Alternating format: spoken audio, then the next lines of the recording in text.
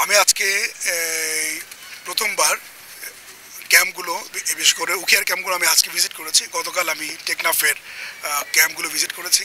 এখানে ভিজিট করে আমি বাস্তবে দেখলাম,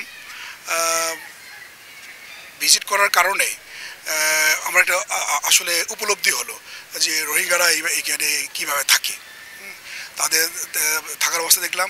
এর পাশাপাশি আমি দেখলাম যে আন্তর্জাতিক সংস্থাগুলো, ইউএনএইচসিআর, ইউএনের অন্যান্য সংস্থাগুলো বা অন্যান্য এনজিওগুলো যে তাদের যে কার্যক্রম এখানে পরিচালনা করছে, সেই বিষয়ে আমার একটা উপলব্ধি হলো।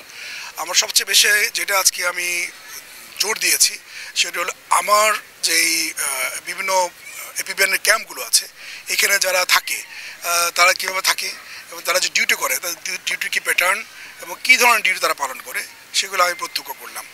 আমি প্রত্যেকটা ক্যাম্পে গিয়ে দেখেছি যে আমাদের এপিবিএনের সদস্যরা তারা দিনরাত কঠোর পরিশ্রম করতে হয় তাদেরকে, সীমিত জনবল, সীমিত লজিস্টিক্স নিয়েও তারা পালন করে। তবে রোহিঙ্গা ক্যাম্পগুলোর অভ্যন্তরে যে আইনশৃঙ্খলা পরিস্থিতি নিয়ন্ত্রণ করার ব্যাপারে তারা সার্বক্ষণিক নিয়োজিত আছে।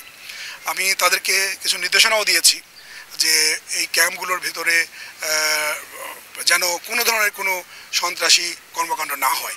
আমরা কোনো ধরনের কোনো সন্ত্রাসী কর্মকাণ্ড বরদাস্ত করব না। তারা যেন শান্তিপূর্ণভাবে থাকে, তাদের থাকাটা আমরা নিশ্চিত করব। জাতিসংঘের বিভিন্ন সংস্থাগুলো যেরকম বাংলাদেশ সরকারের বিভিন্ন সংস্থাগুলো সেগুলো দেখভাল করছে।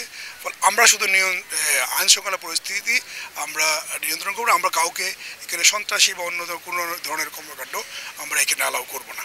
আমি আমার অফিসার ফোর্স থেকে আমি সে ধরনের নির্দেশনা প্রদান করেছি।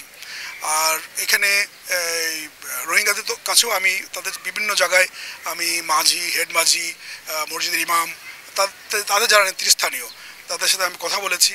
তাদেরকে আমি একই অনুরোধ করেছি যে আপনাদেরই এখানে থাকেন, এখানে যারা অভ্যন্তরে আইনশৃঙ্খলা পরিস্থিতির অবনতি করছে তারা কিন্তু আপনাদেরই সদস্য, বাইরের কেউ কারো আসার কিন্তু এখানে সম্ভাবনা তারা কিছু করছেও না। ফলে আপনারা তাদেরকে মোটিভেট করেন তারা যেন এইখানে এই ধরনের কোনো অপকর্ম না করে।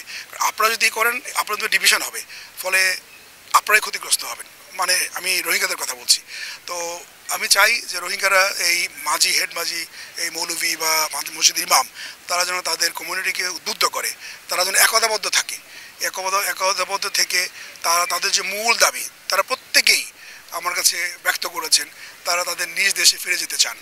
হ্যাঁ, তারা ফলে আমাদেরকে অনুরোধ করেছেন এমন একটা পরিস্থিতি যেন তৈরি করা হয় যাতে করে তারা নিরাপদে তাদের নিজ দেশে ফিরে যেতে চান। বাংলাদেশ সরকার এটা আমাদের প্রায়োরিটি। আমরা সর্বতভাবেই আমাদের চেষ্টা অব্যাহত আছে যে তাদের অনুকূল পরিবেশ সৃষ্টি হলেই তারা নিজ দেশে ফিরে যাবে। রোহিঙ্গারাও আমাকে এ কথাই বলেছেন এবং আমাদের সরকার, আমাদের প্রশাসনের তরফ থেকেও আমাদের এই চেষ্টা অব্যাহত আছে। এটা আপনি ঠিকই বলেছেন, সাম্প্রতিক সময়ে কিছু ঘটনা ঘটেছে।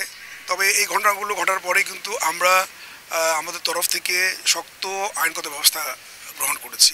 যারা আসামি তাদেরকে গ্রেফতার করা হয়েছে এবং যারা একটা ঘটনার যে মূল আসামি তাকেও আমরা গ্রেফতার করার জন্য আমাদের চেষ্টা অব্যাহত আছে এপিবিএন এবং জেলা পুলিশের তরফ থেকে।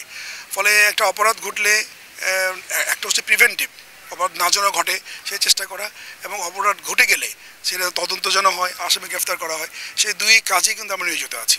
এবং আশা করি ভবিষ্যতে এই কাজগুলো মানে এই অপরাধগুলো কমে আসবে।